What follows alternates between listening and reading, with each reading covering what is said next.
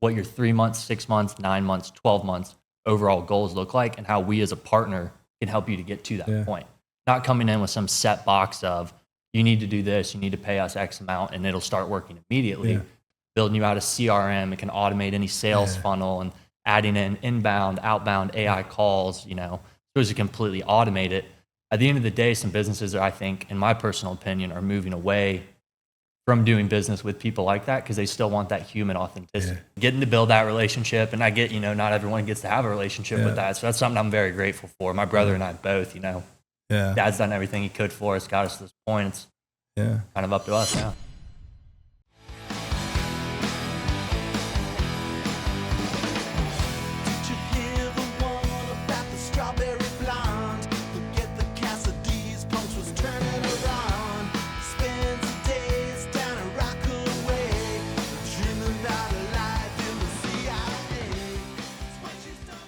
All right, everybody, welcome back to McBastard Studio. I'm Brad Banyas. I'll be your host today. You're listening to the Salty MF Go podcast. I thought today we wanted to honor our partners. It's been a while since we talked about WAB Photography that does all of our in-show photography, events photography. We've done a lot of music events. So Austin Bruce, if you don't know him, he's amazing. Check out WAB Photography.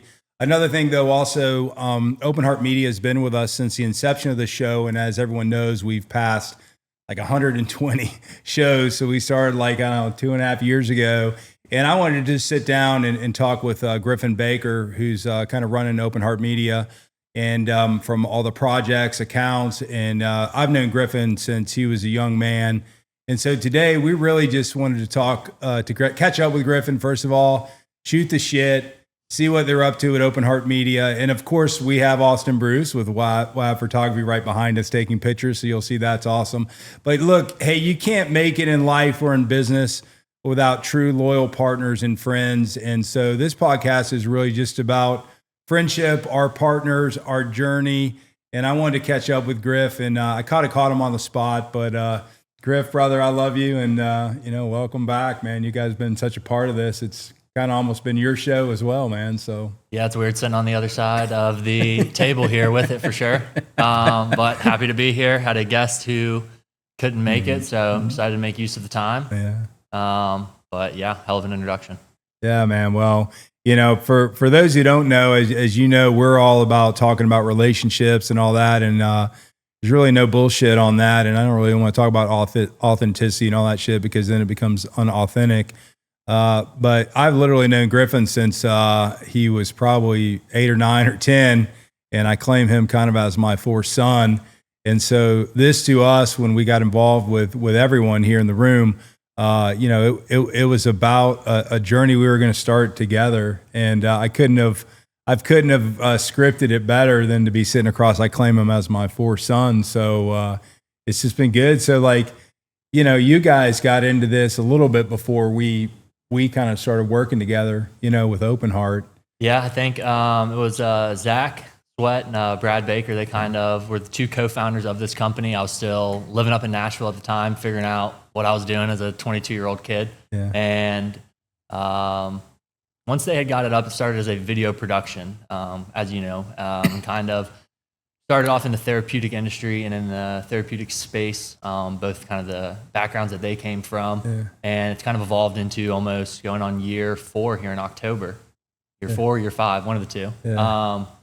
Kind of the media agency it's become, but definitely wasn't my background to get into. I come from a construction background. Yeah. Brad's son actually got me my first job out of college. Yeah. Call out to Universal Roofing. They were on the show. Universal Roofing, Zach, Hugo, Kenneth Barong, great guys over there. Yeah. If you ever need a roof, hit them up. But yeah, it's even before Brad kind of got into this space with Salty MF, I'd never known what he did until like about 3 or 4 months ago. In his business that he used to fund the Salty MF fund side, we call it. But it's great to see over the course of the years how everything's kind of come together, how we get to be partners together in business, and I get to learn from you. Maybe you get to learn from me, and see how everything evolves. It's kind of life, and I'm still young and learning. Yeah, you've done a good job though, man. I mean, it's it's a fun business. I mean, people ask me, and you mentioned I'm not a spy, by the way. So to my kids' kindergarten teacher, I'm not a spy. I'm not a secret agent, even though our song talks about CIA and stuff. It's not. So I'm not a spy. But yeah, I mean, just watching you guys kind of grow into it, it's a fun business. I mean, just anything around media, anything around entertainment. So the thing that we had no idea. We weren't apparel people. We weren't music people. We weren't, podcast people. So for us, it's been an interesting journey, just like I know you. I mean, trying to learn something new and learn industries that you didn't grow up in doesn't really matter whether you're, 26 or 56. It's just kind of that journey of trying to have fun and find out and find your way. And, learning how to monetize this stuff has been interesting, because it's not something, it's a brand.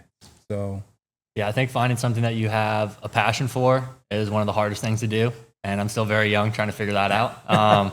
But if you can find a way to make money and something that you enjoy doing every day, then it becomes easier to wake up in the morning and go out and go do that. Yeah. I think that overall will affect every other aspect that kind of funnels into your life. Yeah. But I think that is, again, being in construction, coming into marketing, wasn't something that I had a vast amount of knowledge in, but every single day, every single week, you learn something new, and it's kind of here through year 4, something I've really taken charge to, something I'm very dedicated in, not just, in the clients we serve and the work we do for them, but something that makes me feel good about what I do at the end of the day. So. Absolutely. Well, I've always thought, so just so you know, like I was like, Griff, you're sitting in the chair today.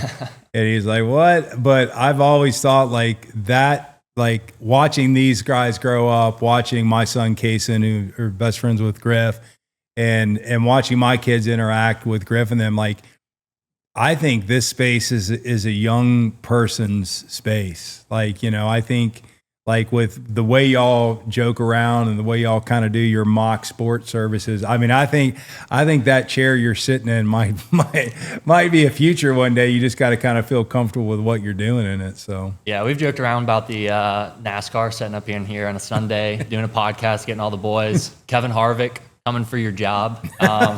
Need a little more experience behind the wheel with it, obviously, but like anything in life, it takes time. You're not going to master anything. If you do, you're going to get bored with it. So, yeah. It's hard to master anything. I think like it's just the younger generation has so much to say in my mind, and they're funny, they're witty, they're smart. They grew up in the media. I mean, you guys grew up with phones and video games and all that stuff. For an old guy like me, it's kind of like hey, can I even work my phone some days? So it's. I think you have an advantage to it, You on the iPhone or Google these days? Still on Samsung, baby, holding strong. My kids forced me to move to Apple about 2 years ago, and I did it for a year. I gave it a year, and I was like, hey man, I'm a Google guy, man. So everyone gives me shit about the blue dot or green dot. I don't even know what a blue dot, green dot is, but that's what they're giving me hell about. I'm like, hey, I'm not going to change my lifestyle and everything I've worked in business for a blue or green dot. I don't even know what the hell you're talking about. It does make a difference when it comes down to it on the marketing side, the business side of things. We've seen there's different, everyone sells software as a service. Yeah. Your business sells software as a service. There's a difference in a retention rate or a conversion rate sometimes when those messages get sent out and they come from a green dot versus they come from a blue dot. So it's funny to Apple guy. It's funny to see the psychology behind it, and that someone created a software as a service, went out and sold it just based behind that idea, but that it actually works. Yeah. I think that kind of is anything and everything we're seeing in this day and age of AI and technology, and the takeover it has on society. But truthfully, the trends in marketing, are changing from month to month, quarter to quarter with what you're implementing, what you're doing. And it used to be you had, X and Y, you were good without Z, and now it's X, Y, and Z all have to work together, or else you might as well not even invest the money. Absolutely. Well, there's a good call out for Apple from Griffin Baker at Owen Hart Media, but you guys can still suck it on my side. But the thing you mentioned that, like, so. The hardest thing for me, and you guys are in the media space. You guys are doing, video production, web design, marketing automation. You're doing so much. like some of the things that I've found really difficult as, not really being in that social side is the changes in the algorithms, recent changes in algorithms around Meta and Instagram and all this shit. Like it's kind of dark science, right? Or magic science. What do you guys, how do you feel? I mean, you don't have to give me the technical details about it, but like, are your customers struggling with that? Because, how does that? It's a landscape that you have to always keep up with, and it feels like it's not forever changing, but it's going to stick to its core structure of the do's and the don'ts. But the implementations are kind of always changing, and someone's always going to have a better way to do something. Someone's going to come build upon that, and now here's going to be a new way to do something. I think the biggest thing went from the past, I'd say 5 years, post-COVID era until now, it was the aesthetics, the video you're posting, wanting it to be, high quality content telling that brand story, which is very imperative, don't get me wrong, but they were still not focused on what their website looked like, or people were coming to look them, was that converting? Not having a foundation for a foolproof business, and if you don't have a foundation, money's going to leak through it. And that's where we kind of saw and transitioned from being a video production company into the more of a marketing agency space. Yeah. Well, I mean, I obviously we've used you guys for a long time for certain pieces of what we're doing, and quality is always good. And, we always have people say like, who's doing that? So that, I think it's a good sign you're doing a good job. I don't know about most businesses out there that kind of start something like this, which is, kind of a saying everybody's talking about now that, everyone's becoming their own production company, right? Universities are becoming their own production companies. Athletic departments are becoming their own, production companies. Brands are becoming their own production companies. And I mean, I think it's easy to say that, but there's, just so when you're getting started, there's a lot to this shit, right? It's not magic just because we've all been behind a camera or we can all do a selfie or a video. I saw something recently that was interesting to me is, even brands that are truly, what I would call, just real or authentic, like after a period of time, they've got to have a mix of even kind of some of that old style advertising. Like we've started to go back to some old style advertising versus just pure, talking and real. You got any inputs on that? Or it's kind of going into the same, conversation, a different branch with the AI and how everything's moving in. Take Claude for perfect example. Great software, purchased it for $20 at its base level, go in and do about anything. You can run meeting notes through it, create task lists.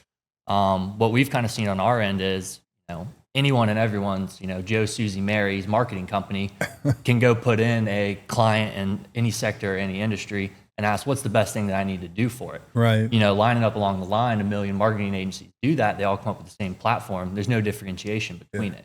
That's kind of just my personal opinion with it, and how I like to take a different approach from what we do with our clients and our strategies as far as getting in and what's the base level, kind of doing a diagnostics or an audit.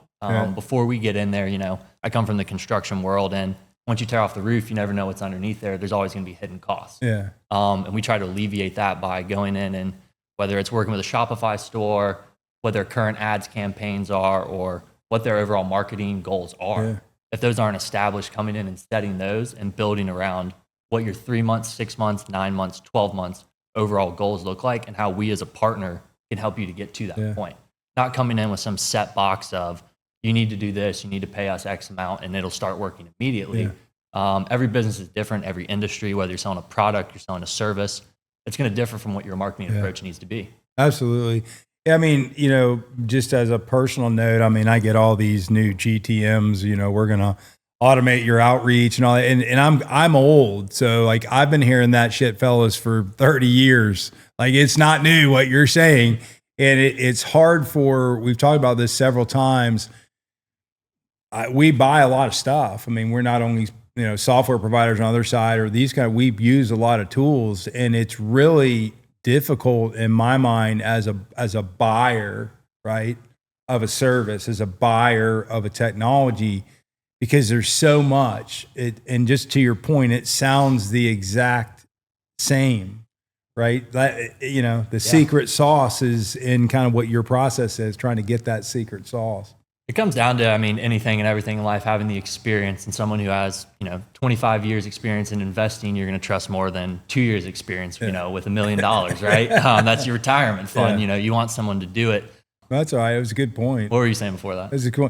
I mean, I guess it's just kind of like the secret sauce kind of, it's like, there's no being around this stuff for a long time. Like there's no magic to all this stuff if you don't have a system like you're putting in place, right? To have a systematic thing that you can measure, or you can at least know where the hell you're going. I saw somewhere where they were changing their whole, GTM go to market every 6 months based on data they got back on the previous. So there was no set playbook that you ran, for 10 years and automatically got the result. It's changed so quick. Well, that's how I kind of figured out what you did with the, whole other business that you're in and what you've been in, since early 2000s or late, 1990s. Yeah. Shit before I was probably even born. Yeah. But there's so many of these, one-man companies that, and credit to them, it's a great model and a great way to make quick money, but they're building these, one man, LLM companies, building out all the AI behind it. And it's as simple as going through, getting a subscription. A lot of them are doing it through Go High Level, building you out a CRM. It can automate any sales funnel and adding in inbound, outbound AI calls, so as to completely automate it. At the end of the day, some businesses are, I think, in my personal opinion, are moving away from doing business with people like that because they still want that human authenticity. It's like the old school sales, your grandpa or your dad tells you about or talks about. It's like people want to shake hands, look another man in the eyes, want to know they're not getting, fucked at the end of the day. Yeah, absolutely. When it's just some AI agent that's been trained for 20 hours on a certain set of copy PDF files that's been inputted on it, it's how trustworthy is that? How do you differentiate yourself from someone else? Yeah, and I think I've thought a lot about AI because we build some AI stuff in our other company, and what people don't really realize, I think on surface level, to build some quick outreach or some a voice agent for a call and all that. I think, I'm not saying that's necessarily simple, but it's achievable and doable. What happens is where we see people fail is when they become an upper small in the SMB, small business or medium sized business. There's a lot of things behind that are tied to the architecture of that and the security around it, or the private data that's involved in it. So it's not just as easy as, hey, Griff, I'm going to build you this, wonderful outreach tool. And Griff may not care if it's just for him or a small business. But when you get to the point where you're in regulatory agencies, or, you can go to jail for exposing people's data, that side of it has not been presented to the world, what I would say, honestly. And you're starting to see a lot more around, the AI and the tokenization. The cost of this shit is not trivial. I mean, they're now saying, all these AI platforms, hey, no offense, guys out there, but you kind of, whether you knew better or not, you should know better. If you're getting billions of dollars from taxpayers, you should know better. But at the end of the day, where they were doing this as a human cost or a human reduction in cost, literally from an AI tokenization cost is 3 to 4 times more.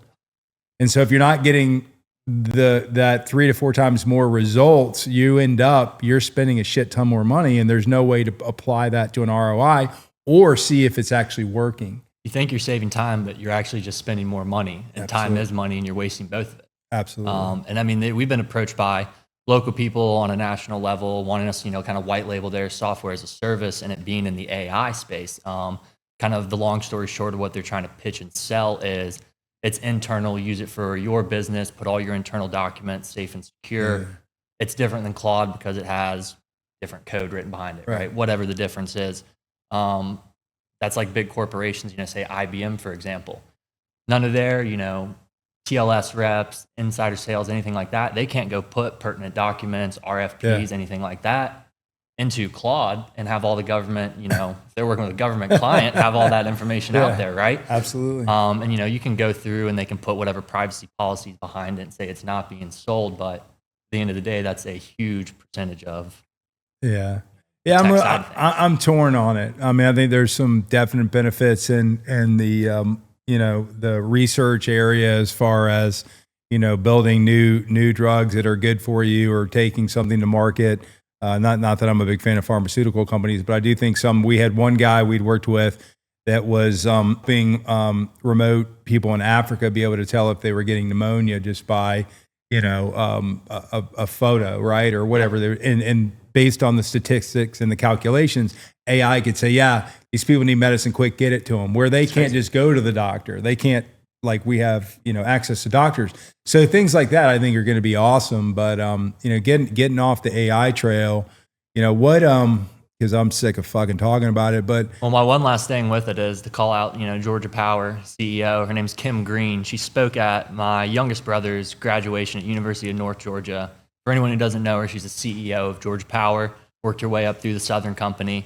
And she gave one of the most hypocritical messages I've ever said about telling people about having ethics, morality, and all of this stuff once you're working your way up, graduating, and starting your real life. I wonder if she would have those same conversation to I believe it's 27 families in Noonan, Georgia being displaced due to AI data centers. Yeah. So how much good is it really doing for the world? Well, what you learn, kids, from an old guy is watch where the money goes. And when people start telling you that it's good for you all the time or it's the best for you all the time, question that. So there's about 7 companies in the world that are keeping the world afloat with all the money they're sharing around on billions of dollars in this AI. So there's big money behind it, and they smell it. So just be cautious of what you ask for or what you think is great. You can live your damn life without AI. You can go have fun with your kids, play with your kids, have some good relationships, go to work, eat a pizza, eat a hamburger with real meat, by the way. You can eat real hamburger. Don't buy into all the bullshit. So for all of my tech people that hear me saying this, I still believe this. I'll still build your shit, but I'm going to be honest with you about what you're about to spend in tokenization, and you're not going to like it. So anyways, end of story there. But if it's free, you're the fee. That's true. It's free, you're the fee. There's a few out there like maybe Facebook, people like that, Anyways, back to that CIA stuff. Anyways. Oh, well, fuck it. It says burn the McBastard studio. So what's been like in your mind, getting into this and being, really getting around deep in the media, the marketing, all this space, like what's been the most fun thing? Like, what do you think's been the most fun? Like maybe a project or thing you're really excited about doing? Like what like makes you think, oh yeah, shit, I want to keep doing this my whole life, I think the most enjoyable thing is, number one, I think it's the ability to work with my dad. Yeah. Going into business with your father is not the easiest thing in the world. It's going to have its ups and downs, but at the end of the day, it's very rewarding. So it's cool to get to see, someone that's helped you your entire life. You almost get to pitch back or give in, put your contribution towards giving back. So that's the number one most fulfilling thing for me. Number two, I would say it's some of the smaller clients that we work with, whether that be on a small business level or even a nonprofit level. There's a great veterans nonprofit organization we work with, Brothers Keepers Veteran. They just recently lost their founder, Chris Cathers. Hell of a guy. Learned a couple lessons from him if you hang around him. And that's the rewarding piece of it, is getting to see how we can benefit and we can help other people. And yes, at the end of the day, we're a business. We charge a fee. But those services that we do, we hope are helping other people. And so that's in essence is, I can't be in the medical field. I'm never going to be a doctor. I hate blood. How else can you, if you see, is your purpose in this life is to help other people, how can you go out and pursue that and do that in another way? Absolutely. And so I think those are probably the two. When I wake up every day, what do I love most about this job? Those are the two. Yeah, well, that's awesome. Well, a couple of things on that. First, to honor Brothers Keepers Veteran Foundation, get involved in that. We had the pleasure of having Chris Cathers in studio. It was probably one of the, is it early on maybe here, and just an amazing guy, Green Beret, Delta Force, just one of the toughest guys ever. And I gotta tell this point, because he fought cancer for a long time, and he was a true warrior. And so when he called me and he was telling me all the stuff that was going on with him, I was like, damn, man, I'm like, shit, I'm gonna have to carry this dude in from the parking lot. So, I went out to meet him, and he was just he was a mountain of a man, a force. And I was like, damn, Chris, the way you talk to him, he's like, yeah, I'm missing my femur. And then I said, shit, man, I thought I was going to have to carry you in here, brother. And he's like, nah, you ain't going to carry me in here. So a true pleasure to meet him. And then we got involved, you know, kind of with you guys through him.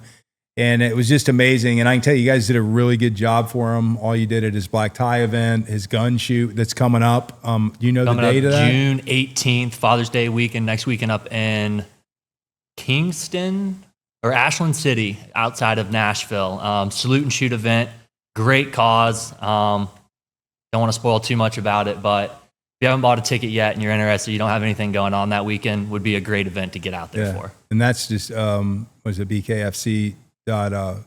Okay, BKVF.org. Yeah. So check that out. If you're a gun guy, I mean, they have some crazy stuff like shooting Gatling guns. And I mean, it's killer. I mean, it's worth it. It's a good cause. But if you're a gun fanatic, you need to get out there. So anyways, call out to them and his wife. They're still doing a good job. They're still rolling. The cause has even sparked more with Chris in honor of his past. I mean, it's rolling. And then, so second thing, you know, I had the pleasure of working with my dad and, Shout out Cap Mike. yeah, Captain Michael, Mad Mike Banyas, when he started, our other company, OMI, in 1999 with me, walked into the licensing business. You couldn't get that shit online. You had to go down Fulton County. It was kind of a day's effort, but, got to work with him, in that company for several years. And I can tell you, it was one of the best times. I'm kind of turning to him. I got to a point, my dad, I can't tell you how to use your computer every, 5 minutes. You got to figure this shit out, bro. I can't. And ironic thing, he was in the computer business. But call out to him if you ever get a chance. I know family business. A lot of people talk about family business is tough, but I can tell you, you won't regret it, later in life. It's something, if you can work with your kids, I know my kids have been involved in some of this stuff. It's a great thing because it allows you to really see your dad as something else than your dad too. You get to see him as a person and how he works. So it's cool getting to, you don't realize that until you get a little bit older that you watch your parents grow up, right? And you get to a certain age where, not that I want to always learn lessons from my old man, but you get to a point where you're like, do I know as much as my old man? And the answer to that's always no. And, will I ever be able to kick my old man's ass? The answer's probably no, right? But it's cool getting to get to that age, around when your parents had you and then kind of put yourself in that same mindset. Gives a different perspective on, your life growing up and everything. And realize your parents were just kids trying to make the best of it too. Yeah, I mean, it's funny because you get to a point where, people put you in roles, right? I mean, you're a dad, you're a business guy, you're a football coach or whatever, and everyone tries to kind of put you in a bucket of what you are. You're a photographer, you're a media guy, or whatever. And to me, you get to see the humanity of that person and realize, like, he's just like me. He's just a bro. I would have hung out with him. I would have been best friends with my dad, right? And it's cool to see as a father, see that change, right? Like, and they start to understand, like, hey man, he's a regular dude, man. Your dad's just one of the boys as well. Absolutely. You got to put on a front for your mom for 18 years, and then after that, he gets to kick it back with you. So it's cool. I mean, getting to build that relationship, and I get, not everyone gets to have a relationship with that. So that's something I'm very grateful for. My brother and I both, Dad's done everything he could for us, got us to this point. It's kind of up to us now. Absolutely, man. Well, he's a good man. So Brad Baker, the Brad and Brad show. So good dude. But man, I'm proud of you guys. I think you guys have done a good job. The funny thing about business, which I know you guys you learn, and it's fun to watch my kids go through it, is no one knows what you do. You said that. So when Griff said that, he didn't know. I've known Griff since he's probably 10, whatever, but he didn't know what I did, and my own kids didn't even know what I did, and I don't even think my wife knew what I did. So it's good for you to get into it and see, like, this, starting a business, being involved in a business, trying to make a living, it's an easy task for people, it's, and I don't think people, as a kid, you don't realize that, so. Now, growing up as a kid, you want to be just like your dad, and then maybe you hit around 16 and you don't want to be anymore. But then as you get back around that, 30-year mark, you're like, old man might have had a couple things figured out. might have been able to listen a little sooner. So yeah, well, that's the nature of it, man. I mean, I couldn't say that my father always, I drove my car through his house and other shit that he, probably wasn't real proud of me. So, I think that's normal. It's just kind of rebelling in what you're doing. But growing up. So, man, like what other stuff what are you excited about on the horizon for you guys? Like that, what do you think like that's? Yeah, I would say right now rolling into these summer months, I know a lot with FIFA kind of coming up. There's a lot of small business in Atlanta making sure, things from menu being able to be translated to a couple different languages, making sure their SEO on their websites was good, setting up through third parties like, DoorDash, Uber Eats, anything like that. Making sure that they could have their visibility to, I think it was some suspected 300,000 visitors were coming in between today, June 11th, it started today. July. It'd be interesting to see. I think it's right now where we're seeing a lot of small businesses and even businesses who've been operating for 5 years struggling is their foundation is leaking. So coming in and making sure everything from their website to their Google, business profile is set up and that's seamless, optimized. After that, it's kind of, are you a product or are you a service? Are you going to get more visibility on Google or on social media? What's your budget? Do you have stuff to put behind, paid advertising campaign? And come in with a limited budget, you're only going to get, so much exposability versus you can come up with a healthy budget. You have a lot better, opportunity to go out and find that audience that you want. Pretty much in everything. It's an investment that you're going to make, but it takes money to make money. Yeah, that's true. It's pay to play. Whether you want to play or not, you better get your checkbook out because it's the world is built around pay to play. How about on the AI? Everyone's talking about like from the AI search.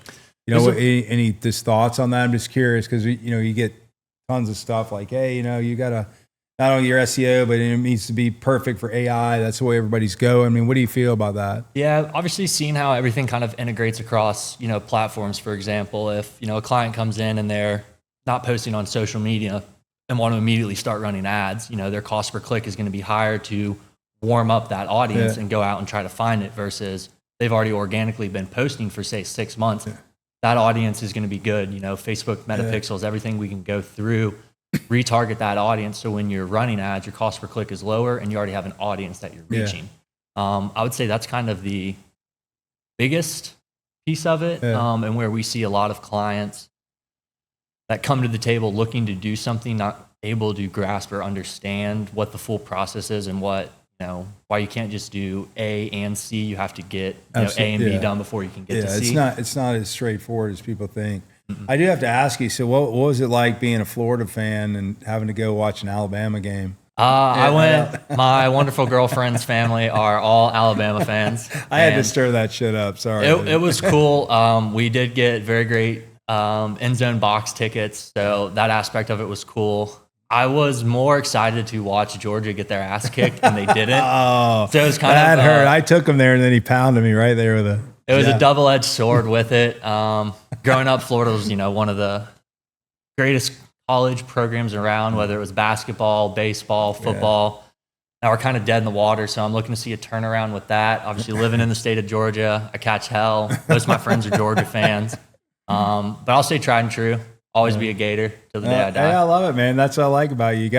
You got to know who you are, man. I mean, I don't care either way. I'm not a big Bama fan, but other than that, good, whatever. So yeah, Kirby Smart will figure out his players, their car situation eventually, and driving on the roads up there. I think all the ex-Georgia players need to be. Here's something we need to cut a deal with NASCAR because we know these guys can drive.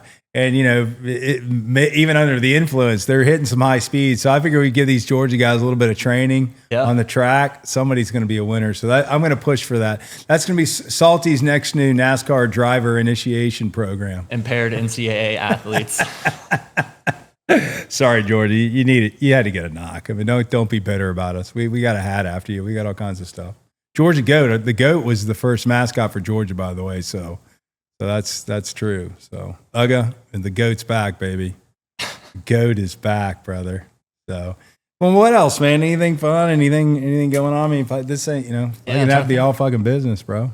Really? So there's no like wedding plans and stuff like that. No wedding on the horizon yet. Working our way towards there, but nothing set in stone with that. Yeah. Well, man, I love you guys. You guys have been really good to us, and Open Heart Media and WAB Photography. I mean, you guys have been good. Austin's been good to us, and I just wanted to sit down with you guys and chat it up, see what's going on, and just tell you guys we appreciate you. I mean, we wouldn't be here. We've got fancy backdrops now and everything. We started in a little room, a little dark room with a shitty table and some plastic chairs, and so I don't think we're going to give Joe Rogan or Tucker Carlson a run, but what the hell? So Never know. You never know, man. Got to start somewhere. You never know, and you never know what you're going to get on this podcast. So today was how we take a pile of shit and polish it up and get something out there. But well, you've been listening to the Salty MF Go podcast. Once again, thank you for all the Salty fans out there. We're approaching 5 years in business. It's absolutely insane that time has gone so quick. And in that period, I'll do this to do a shameless plug. You've heard us talk about band groupies on this show. We literally wrote a music platform that helps really any kind of local legend, local independent artists get found anywhere in the world and find cool, iconic venues, and fans anywhere can find artists that they wouldn't find on some of these bigger platforms. So if you haven't checked that out, check it out. We put a lot of effort into that. We've learned a lot over it. It's literally worldwide now. It was really cool. We were out there. We're publishing over 150,000 events, music events worldwide now. So if you're in Sydney, Berlin, London, LA, Podunk Town, and anywhere in the world, we now have music to you. So check that out. And we've got some exciting things coming up with something called Row 1X. For all you video type people in the production world. So check out row1x.com and see what we're up to there. But hey, what starts as a crazy idea on the fucking beach, run into an old salty guy that really, if I could ever find you, buddy, I wish I would, because you'd be our guy. But called him a salty motherfucker, and he said that'd be a funny t-shirt. So that interaction beach during COVID with being drunk about 20 natty lights. Well, here we are today. So that's all, folks. Check out Open Heart Media, WAB Photography, Austin Bruce. We appreciate them, and we appreciate you. That's all.